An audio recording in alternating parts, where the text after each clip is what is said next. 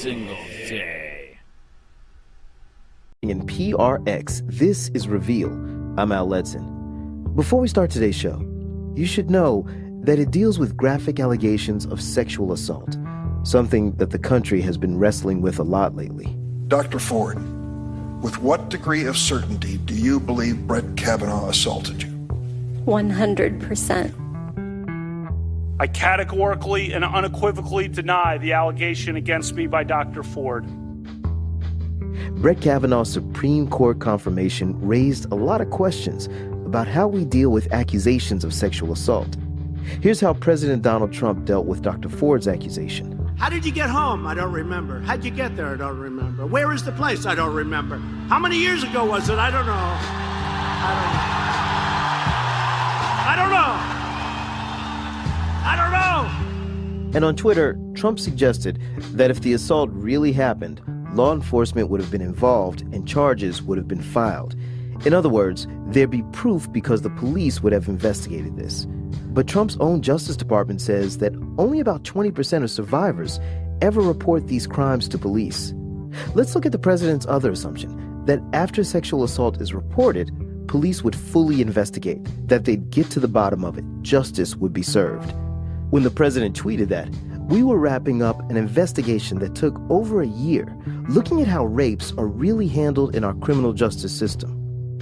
We teamed up with reporters Mark Greenblatt of Newsy, the online and cable news network, and Bernice Yeung of ProPublica. Together, we looked at more than 70,000 reported rapes from scores of law enforcement agencies and prosecutors all over the country.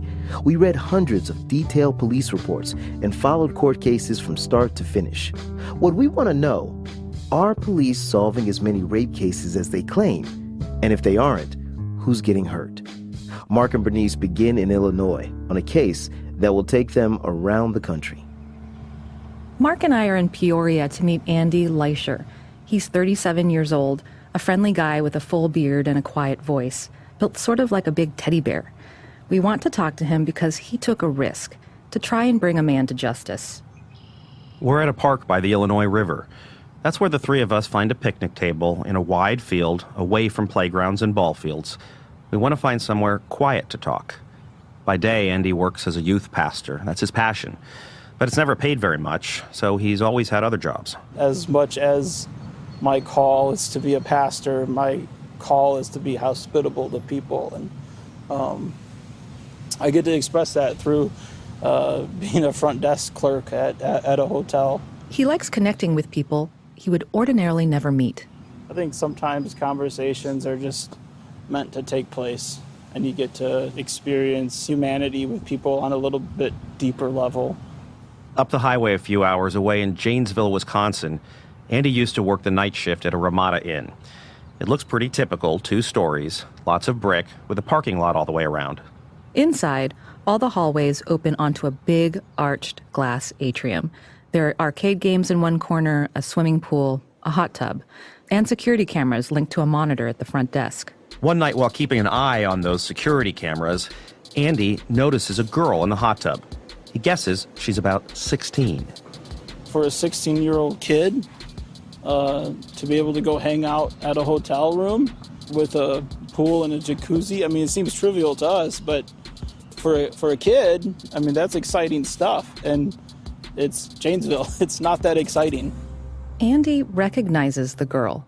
She's been a guest there before. And from his spot at the front desk, through the video feed, he sees someone else in the hot tub with her. It's a man. He looks older than she is. Too old.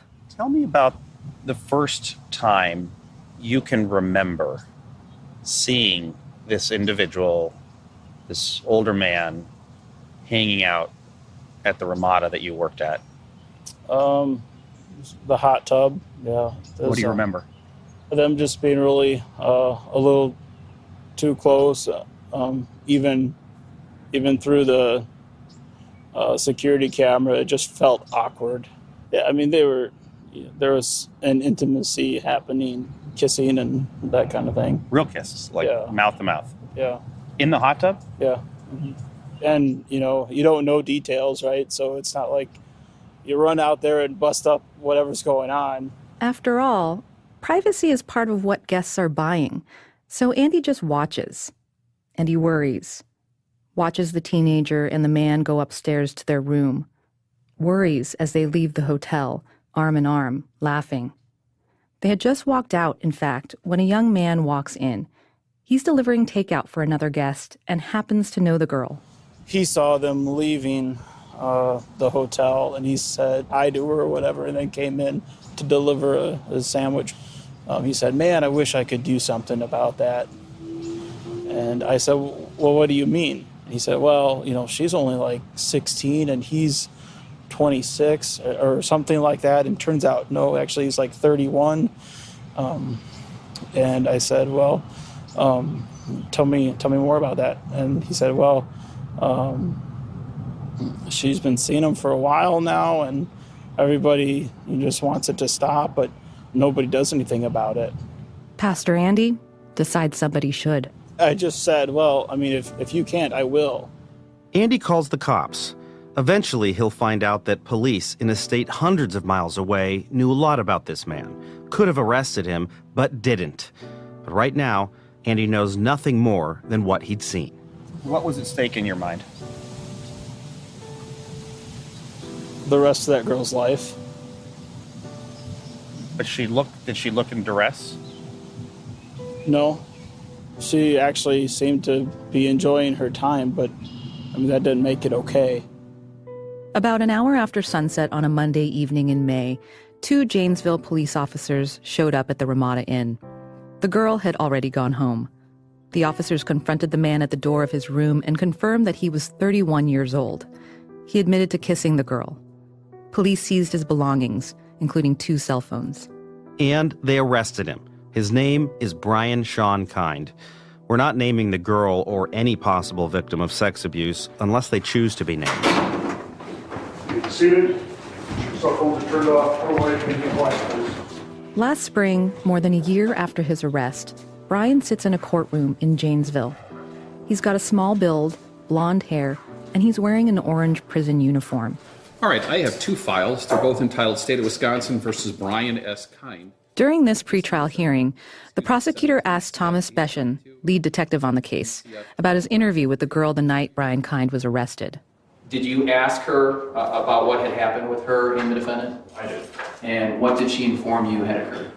She admitted that they began dating on April 1st of 2016 when she was 15 years old. Initially, she denied that there was any sexual contact, but admitted to kissing, going on dates, that type of activity. However, eventually she did say that they had sexual contact, and she estimated approximately 200 times. Approximately 200? Correct. Brian Kind wouldn't agree to talk to us, and on this day in court, said nothing, including about that accusation that he had sex with a teenager 200 times. Police say the girl was 15 when the relationship started, 16 by the time Brian was arrested.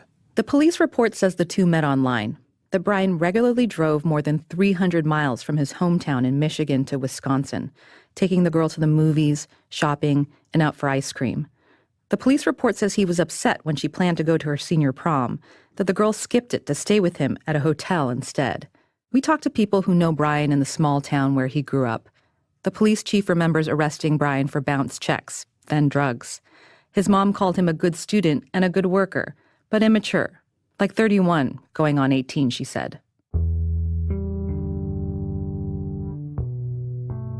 In Janesville, Brian Kind could face decades in prison for sexual assault of a minor. And it's not just that. Detective Beshen tells me that when police examined Brian's 2 cell phones, they found pictures of the girl and other girls too. This wasn't the first child that he had this type of a contact with. This isn't the first child he had pornographic images of. To me, that would lead to a pattern of behavior. It is not that he just had pornographic images of children that maybe he downloaded online. Correct. These were pictures that he took himself. Some of them that he probably took or directed the child to take. Police found evidence that made them suspect Brian Kind is a repeat offender. 3 total girls that we found. The local girl in our area, in the Janesville area, a girl from the Baltimore area, and then a girl from Ohio. Janesville, Wisconsin, outside Baltimore, Maryland, and Ohio. They suspected he had contact with underage girls in at least 3 states. So Detective Betjen shared what he knew with police in those other states.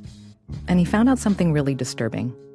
He found out that 800 miles away, in a suburb of Baltimore, police already knew about Brian Kind. They had, in fact, spent more than a year building a case against him for an alleged sexual relationship with another teenage girl. They never arrested him, but made it look like the case had been solved. How could that happen, and why? That's what Mark and Bernice wanted to find out. When we come back, they head to Baltimore looking for answers. That's coming up on Reveal from the Center for Investigative Reporting and PRX.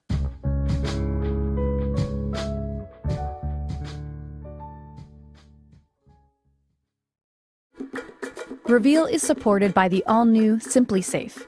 Simply Safe's brand new system is smaller, faster, stronger than ever before. Completely rebuilt and redesigned with new safeguards against power outages, downed Wi-Fi, cut landlines, bats, hammers, and everything in between.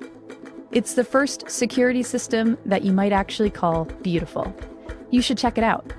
And what's remarkable, you still get 24/7 protection for only $15 a month and no contract.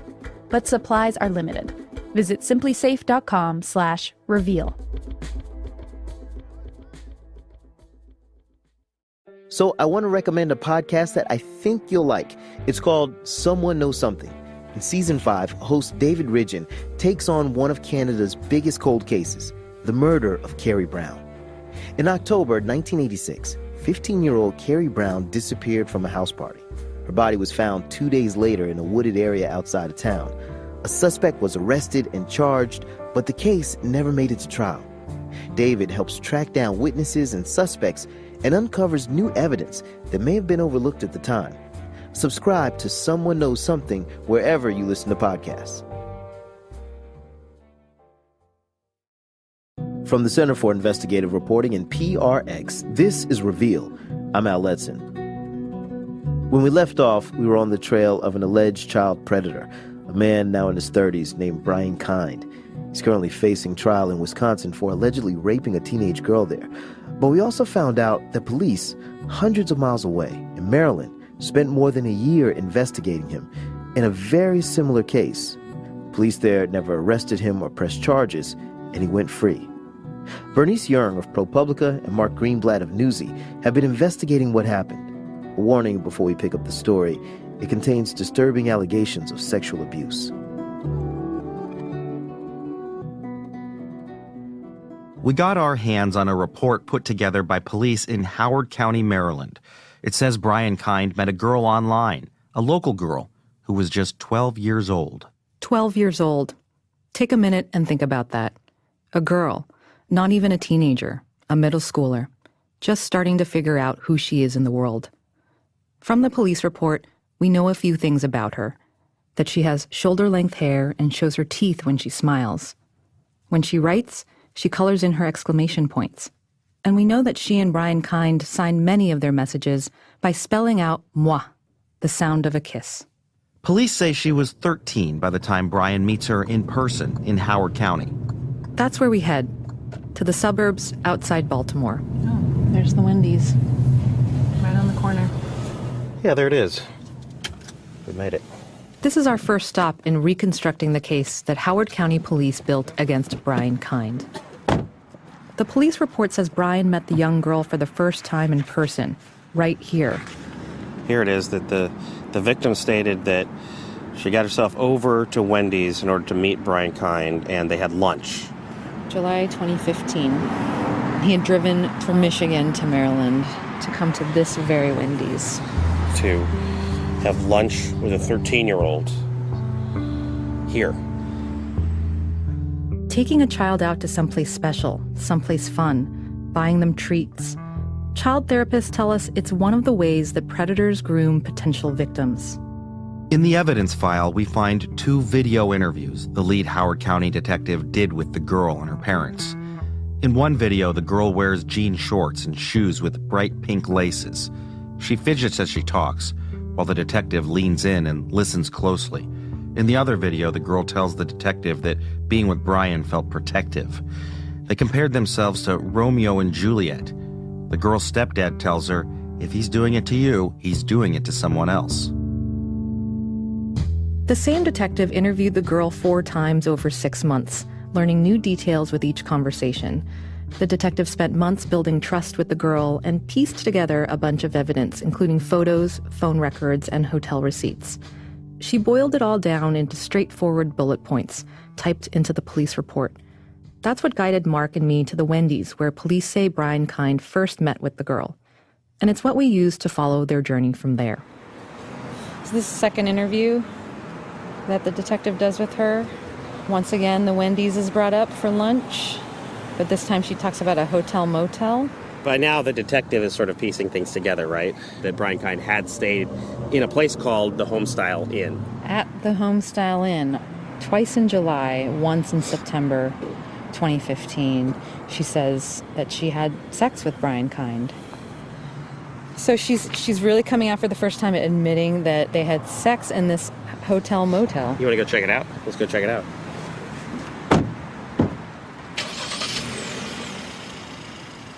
The Wendy's is in Howard County, cul-de-sac suburbia west of Baltimore, crisscrossed by big, busy roads like this one. We hit a big bump as we crossed the county line. We just drove from Howard County, where the young victim lives, across the county line into Baltimore County, which is where this motel is on your right, Homestyle Inn. So we're a mile away now. It's just across the county line, and that 1 mile seems to have made all the difference in this case. All the difference because even though Howard County police spent nearly a year investigating, the alleged sex crime happened across the county line, in Baltimore County. Oh my gosh. Homestyle Inn with the special rate starting at $49.99 plus tax.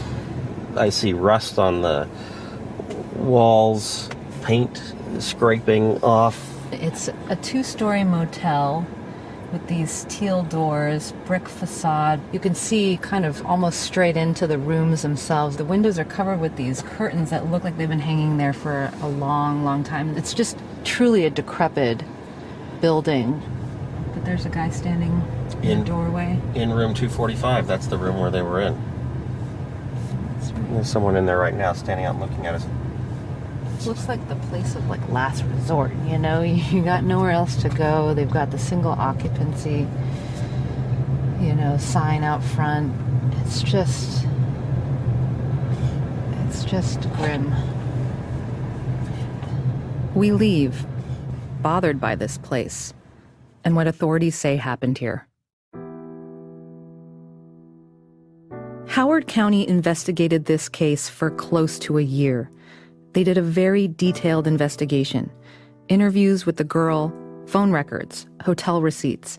But ultimately, Howard County prosecutors sent the case to neighboring Baltimore County because that's where the alleged rapes happened. We requested interviews with Howard County police, but they declined. And when all this was handed over to Baltimore County, the investigation stalled.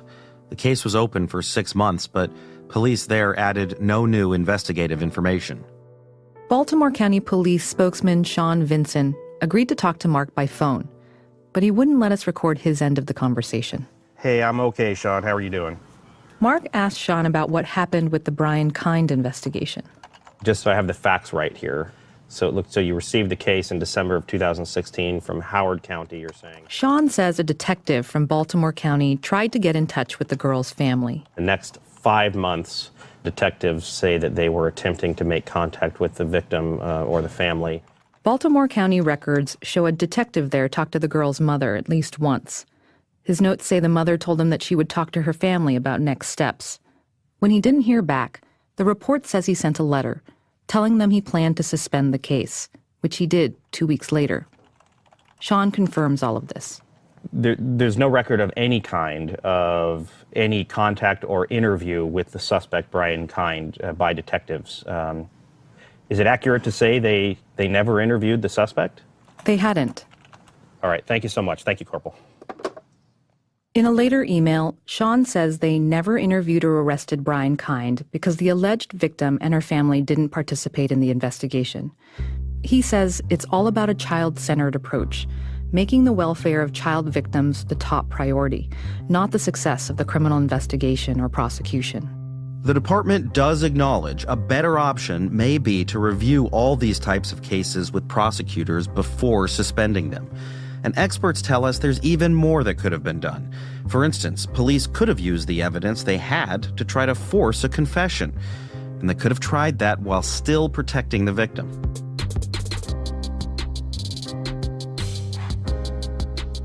We want to parse the Maryland investigation in more detail, so we drive 2 hours north to downtown Philadelphia to talk to an expert who can evaluate this case. My name's Tom McDevitt. I'm a retired lieutenant at Philadelphia Police Department. Tom investigated sex crimes for the Philadelphia police for most of his career.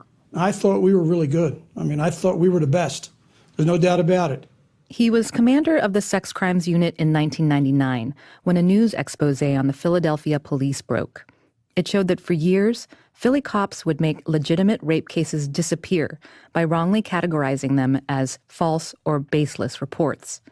Tom's chief assigned him to work closely with women's advocates to review all of those cases.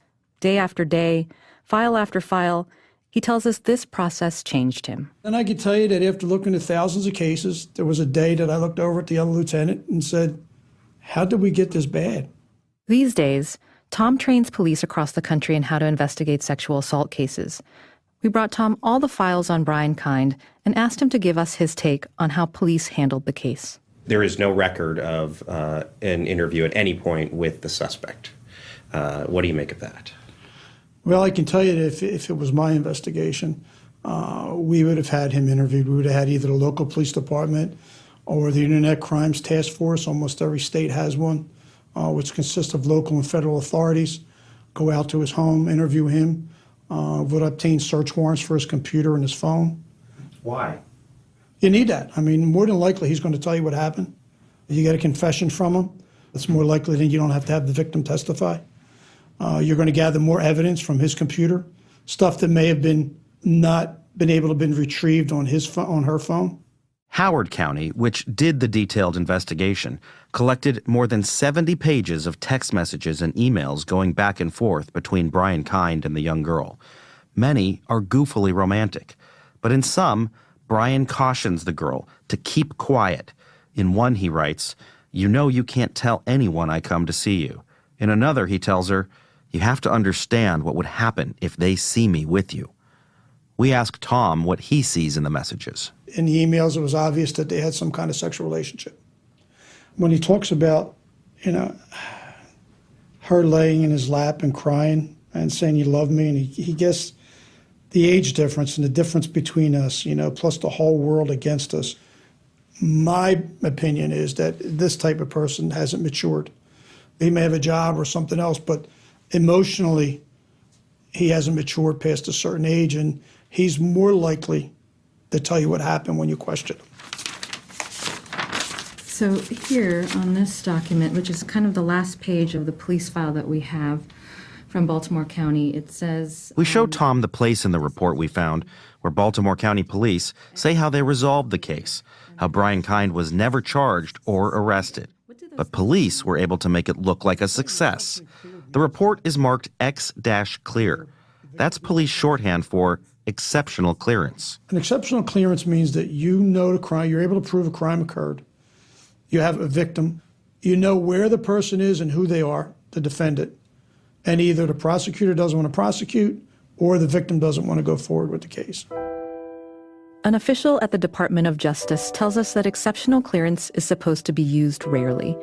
For example, when a suspect can't be arrested because they're dead or already in prison, a victim won't cooperate, or a prosecutor refuses to take the case. But even then, police have to meet a high bar. FBI rules require that the police still need to have enough evidence for an arrest in order to exceptionally clear the case.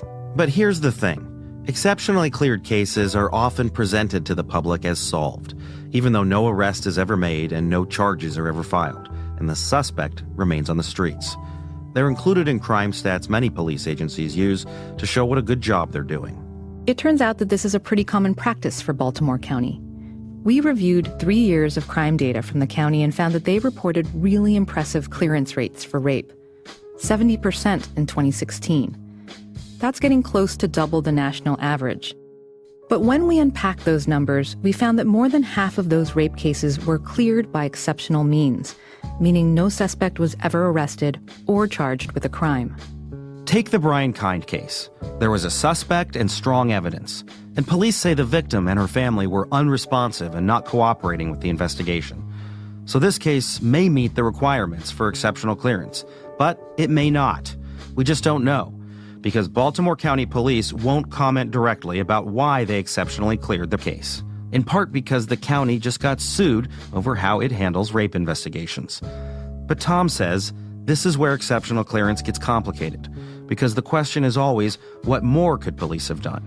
In this case, he says, a lot. Did they work to build trust with the victim? And why didn't they interview the suspect? I think that the biggest thing to take from this in almost any sexual assault investigation is you have to handle this as if it was a homicide investigation. You have to do every single thing possible, and that includes gathering all the evidence you can. And don't ever miss the opportunity of talking to the defendant. And then you got to remember that you have to look at these cases that every single one of them has a potential to be a serial rapist.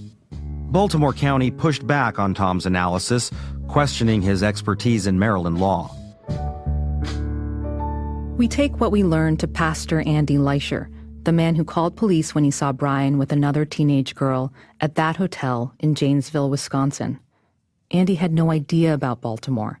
He didn't know that there were other possible victims or that police in Maryland knew all about Brian but failed to stop him. Mark explains.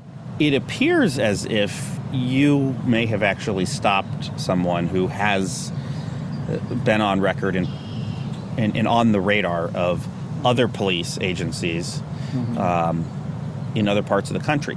Andy is quiet. Mark tells him what Brian Kind was accused of in Maryland, then shows him the evidence. What's your take in just seeing a little bit of this right here? It's gross. It's really gross. They read through the emails and compare the dates. This police report was filed 1.5 years before the incident in Janesville? That's correct. They should have prosecuted to the full extent of the law at that point. Why? What's at stake if they don't? More 13-year-old girls? Mark explains to Andy the way that Baltimore County cleared the case. So it turns out the leadership from the Baltimore County Police Department has talked about how their clearance rates are higher than the national average on things like the category of rape. When we dug into their crime statistics, we found that a lot of the crimes that they quote-unquote clear are similar to this, where they actually never make an arrest, clear the case exceptionally, leave the suspect on the streets, and move on. So they get a feather in their cap, and it comes at a high price.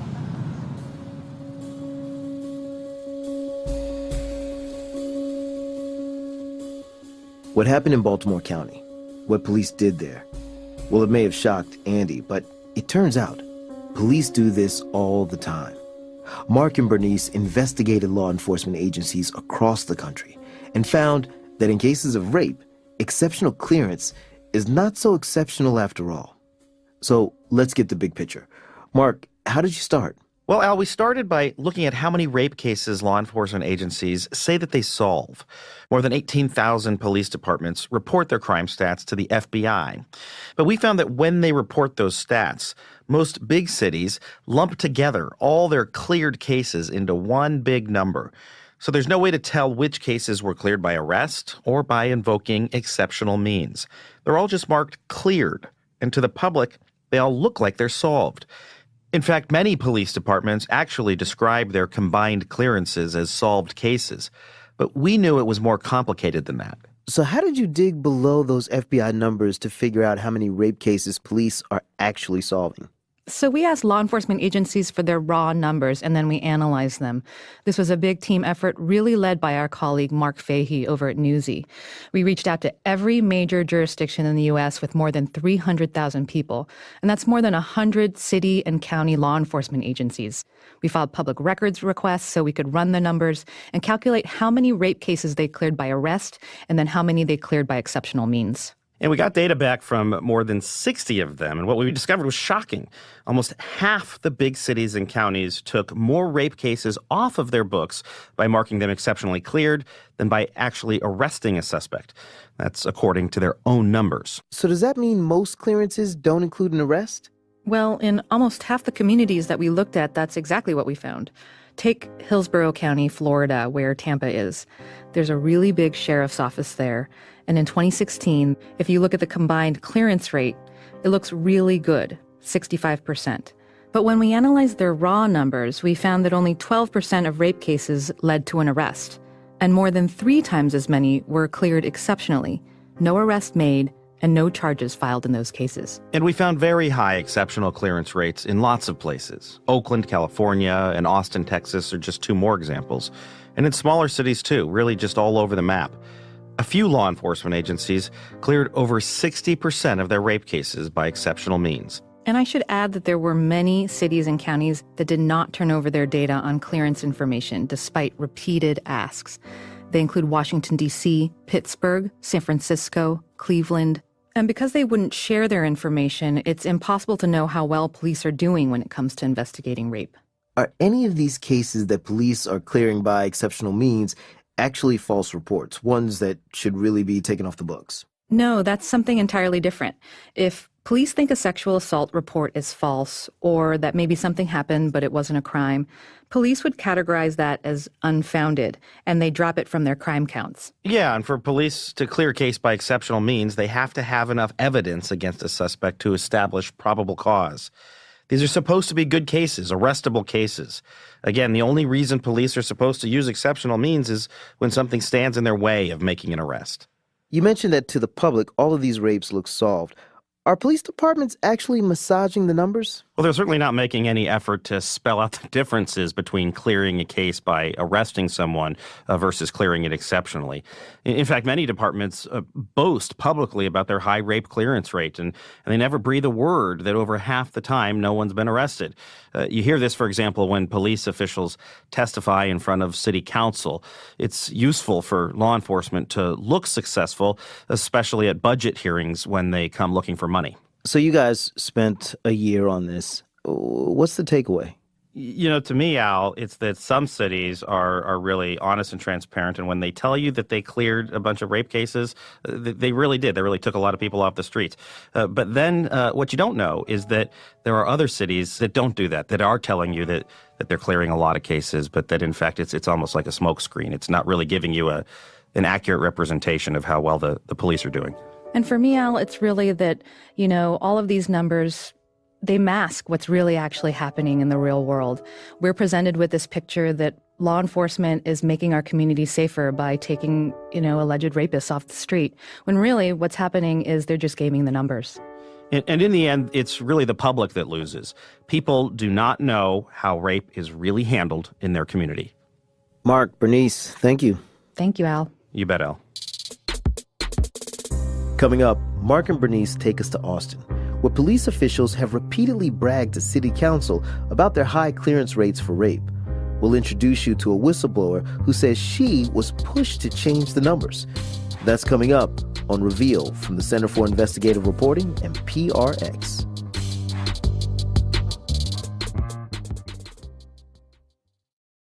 From the Center for Investigative Reporting and PRX, this is Reveal. I'm Al Letson.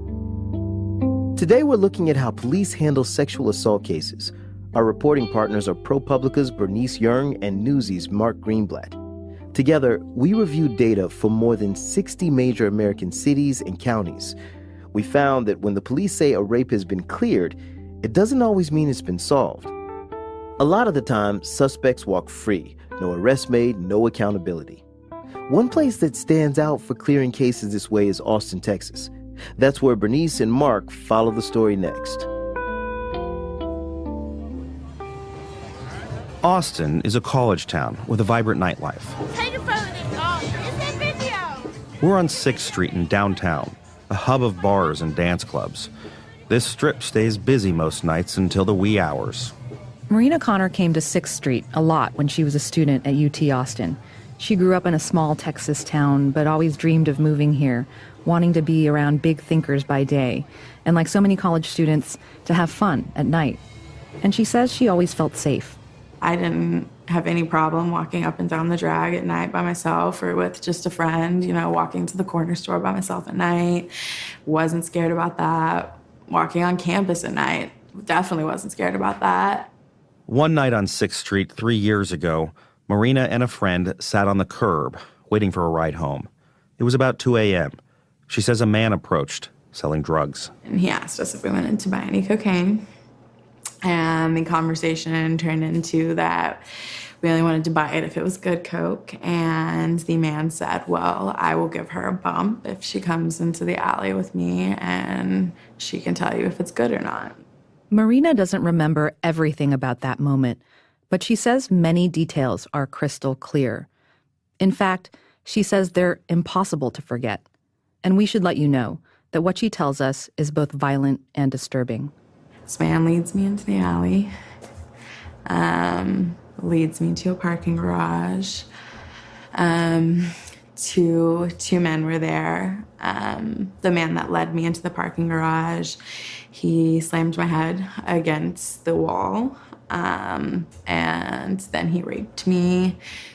I remember crying.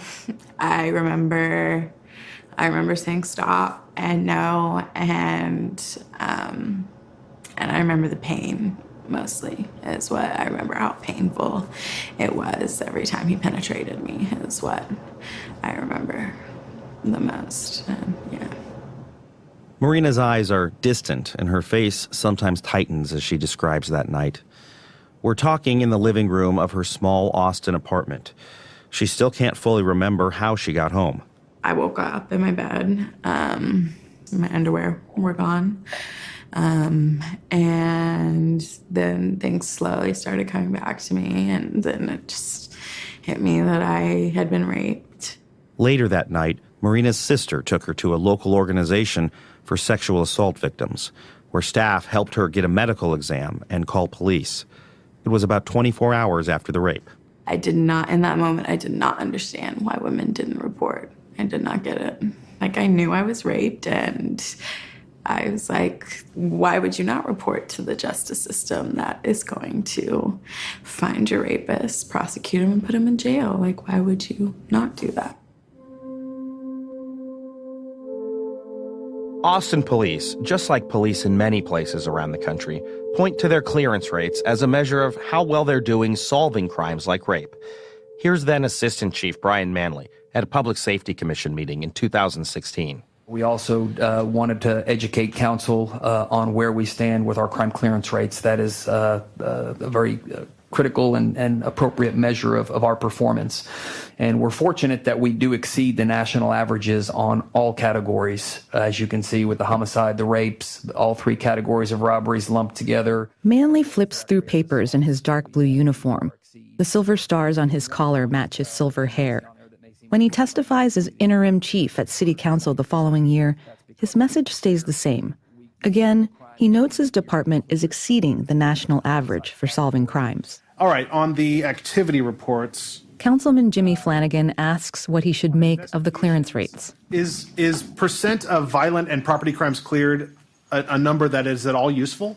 Is this number actually being used as a metric operationally? Yes, it is. We compare ourselves nationally, and we are above all of the standards that we're compared to. I have the numbers here if you want them as far as our clearance rates, but clearance rates show the effectiveness of the work that we're doing. So to us, we consider that a bad thing if our clearance rate is down. We want a high clearance rate. But a longtime Austin police insider says there's a big difference between wanting a high clearance rate and earning one. Either Chief Manley is being given bad information from those working underneath him, or, they're trying to purport something that's not true. or they are reporting something that's not true. Liz Donegan retired from Austin's police department almost a year ago, after a quarter-century on the force and nearly a decade as the sergeant in charge of the sex crimes unit. This is the first time she's come forward about the way Austin PD handles rape crimes. At my level, I don't understand why you would not report something accurately. I don't get it. And that's maybe why I got in trouble. Liz is a nationally recognized leader who regularly trains other police agencies on how to better investigate rape and how to treat victims. Knowing her reputation, I asked Liz, what did you do to get in trouble?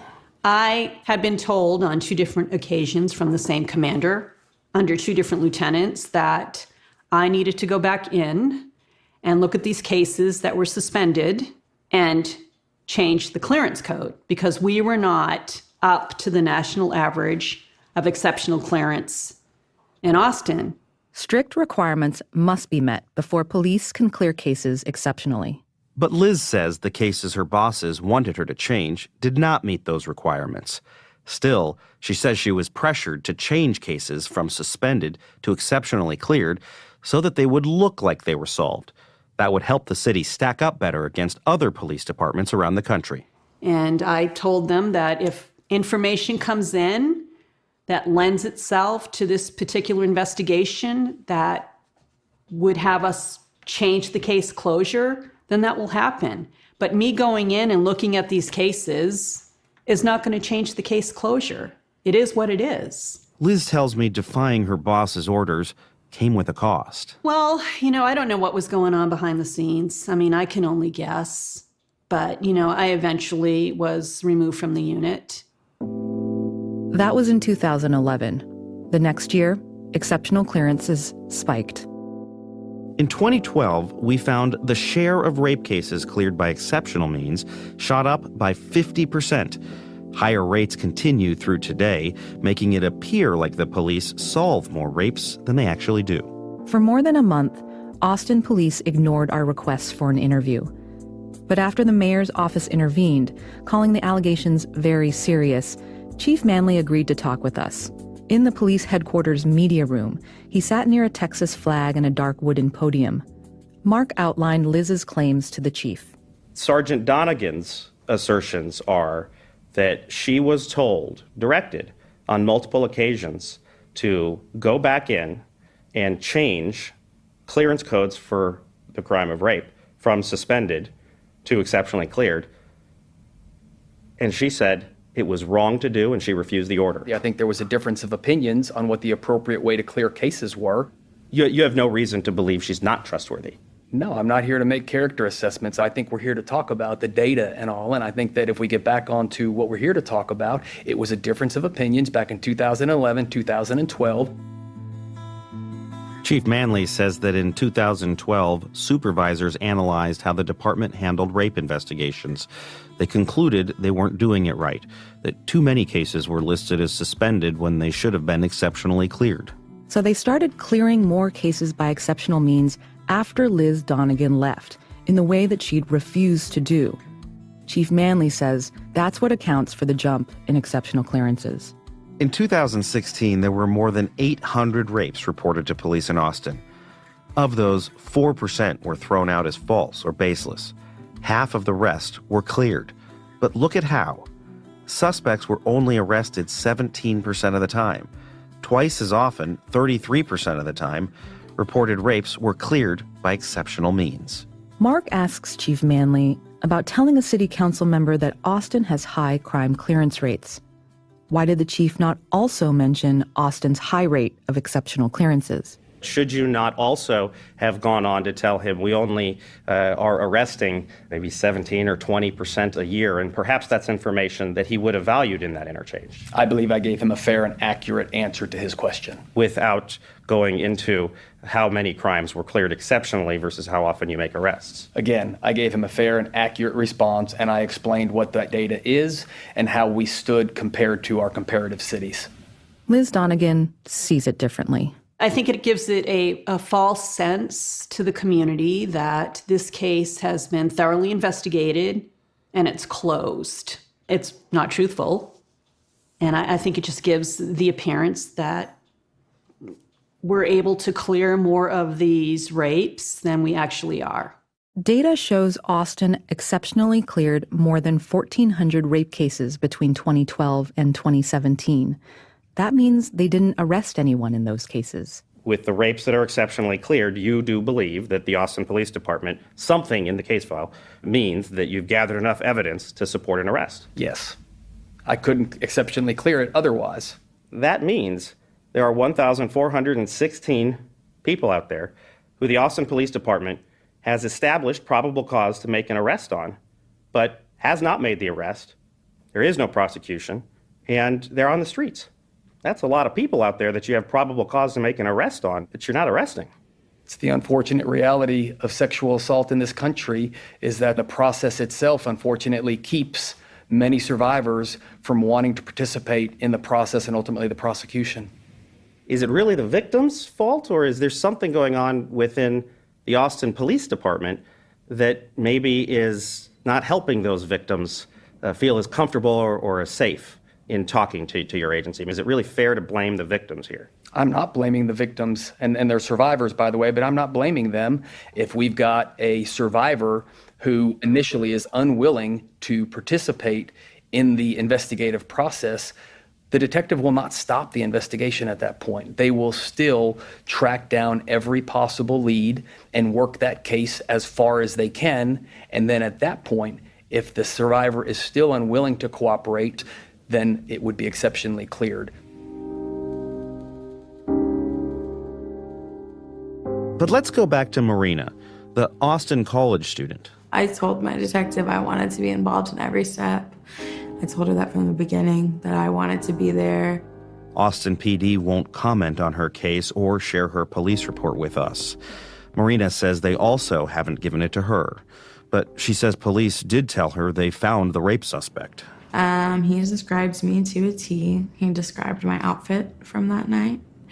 And he said that we had consensual sex. Marina's medical exam after that night documented bruises, tears, and trauma.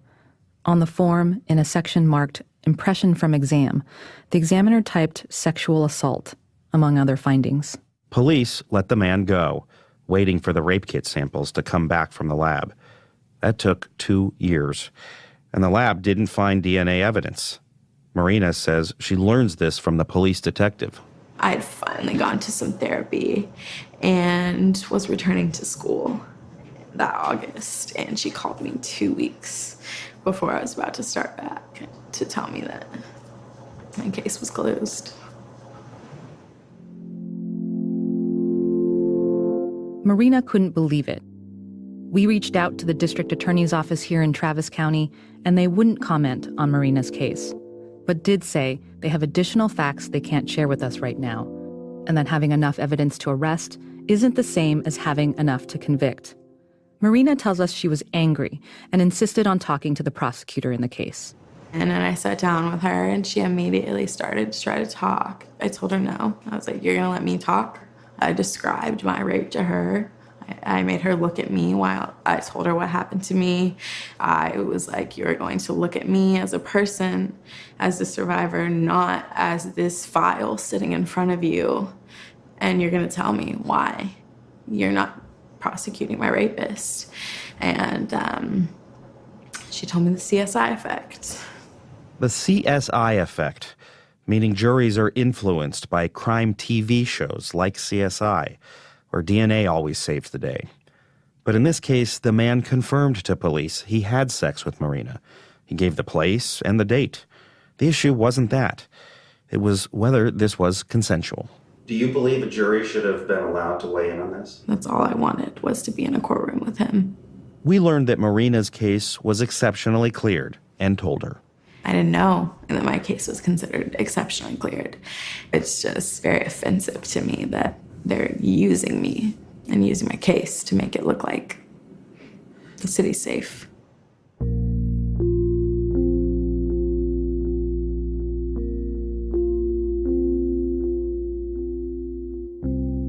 Mark and Bernice, you raised some big questions about how much people can trust rape clearance numbers from police. So what are folks supposed to do? Well, people can start to ask police about the difference and point it out publicly. For example, at city council meetings like the one that we heard in Austin.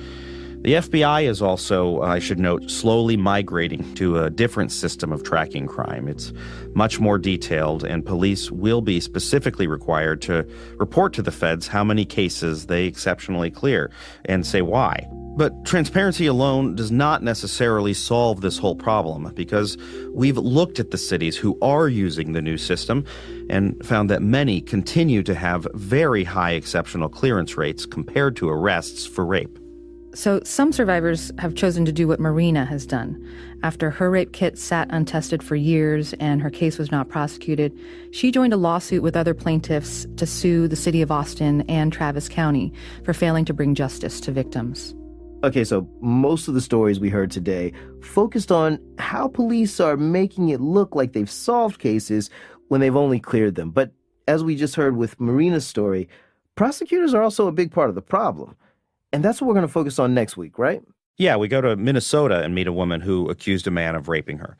Prosecutors there refused to charge him, so she does her own detective work. She actually cuts a hole into a teddy bear and hides a camera inside. We have the secret recordings she made from that. I can't wait to hear. Thank you both very much. Thank you, Al. Thank you, Al.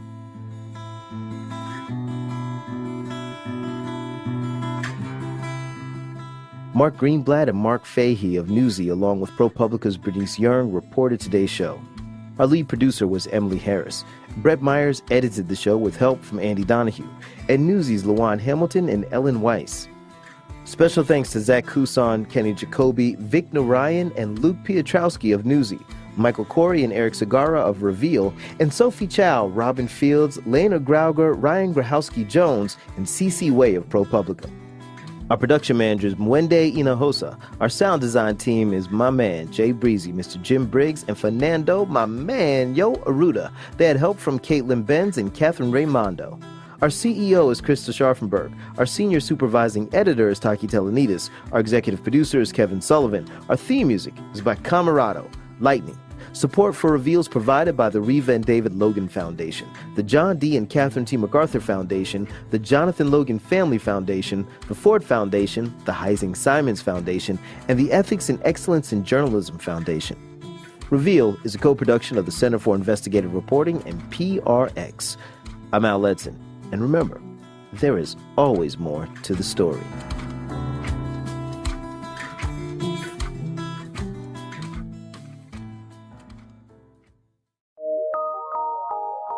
From PRX.